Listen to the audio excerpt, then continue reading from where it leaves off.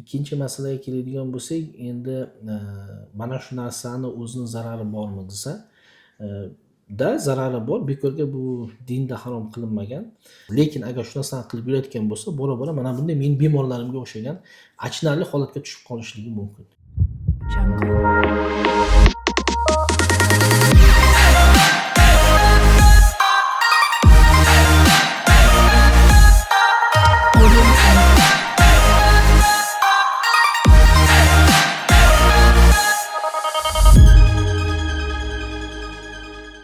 Erkin aka, mana shunaqa bitta tanishim bor.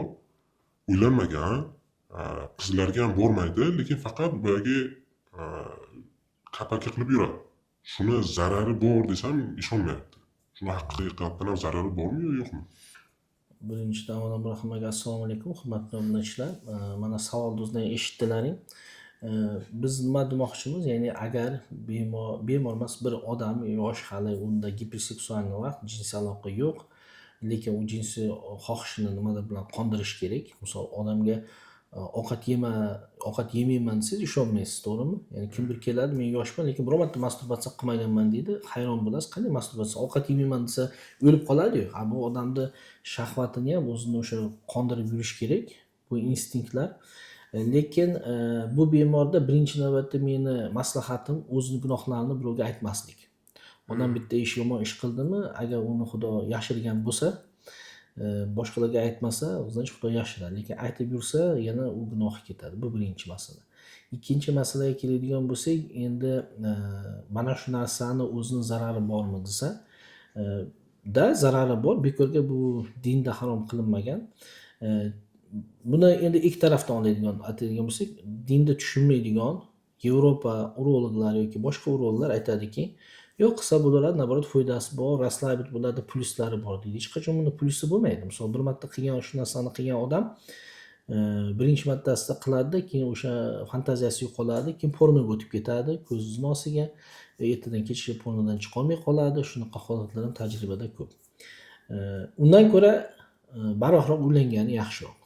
Ya'ni qancha barvaqt uylansa, shuncha bemorga mana shu narsadan qutuladi. Lekin uzoq vaqtda tajribada shu narsani ko'rsatadi, ko'pchilik uzoq vaqtda masturbatsiya qilganlar bora-bora o'sha jinsiy shakllanish shu orqali bo'lganligi uchun uylangandan keyin o'sha ayol bilan bir marta yotib ko'rib, bu bo'lmas ekan, bu kinoda boshqa edi, bu yerda boshqa deb qiziqish ham qolmaydi, keyin o'sha turmay qoladida, ayolga yopishib yotmaydi, ayol bu yerda qolaveradi, bir marta yaqinlik qiladi, haftasi bilan yotmaydi, kelishadi, yotmayapti deydi. Nima qilasan desa, ayoldan alohida bo'lganda nima o'sha o'zini shahvatini har xil pornoga o'rganib qolgan, shu bilan qoniqtiradi. Bu albatta juda achinarli holat.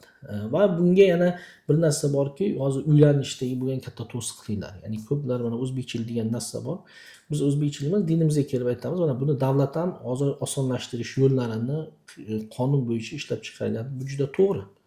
O'zbekiston hududida misol mana shu narsalarni osonlashtirish, nikohda osonlashtirish. Qachonki nikoh qiyin bo'lsa, odamlarning uylanishi qiyin bo'lsa, o'sha zino ko'payadi, harom narsalar ko'payadi. Shuning uchun davlat tarafidan bu narsaga e'tibor berilyapti. Albatta biz buni podдержка qilamiz, biz buni qo'llab-quvvatlaymiz va xursand bo'lamizki, bu narsani osonlashtirish kerak. Shuning uchun bu bemorga, ya'ni bu sizni jo'ringizga birinchi maslahatimiz bu narsani hech kimga aytmaslik, endi qilibdi. Ikkinchidan tezroq uylanishni qilamiz. Lekin agar shu narsani qilib yurayotgan bo'lsa, bora-bora mana bunday mening bemorlarimga o'xshagan achinarli holatga tushib qolishligi mumkin. Ya'ni bora-bora oilasiga turmay qoladi, o'shanga faqat turadigan bo'ladi, undan chiqish qiyin bo'ladi. Даже bir xillarda shunday holatlar bo'lganki, shu masturbatsiyalar orqasidan keyin har xil ko'p qilganlik orqasidan oilasiga turmay qolgan, даже masturbatsiya qilgandan keyin turmay qolganlar bo'lgan. Ya'ni bu jinsiy zaiflikning eng og'ir turlariga olib kelgan holatlar ham bor. Shuning uchun bu harom narsa hech qachon barakat olib kelmaydi va o'ylaymanki, bu videozni shu do'stingizga jo'natib qo'yasiz va shu bilan shug'ullanadigan do'st shunaqalar bo'lsa, bu bilan albatta do'stlashib qo'ying, salomat bo'ling.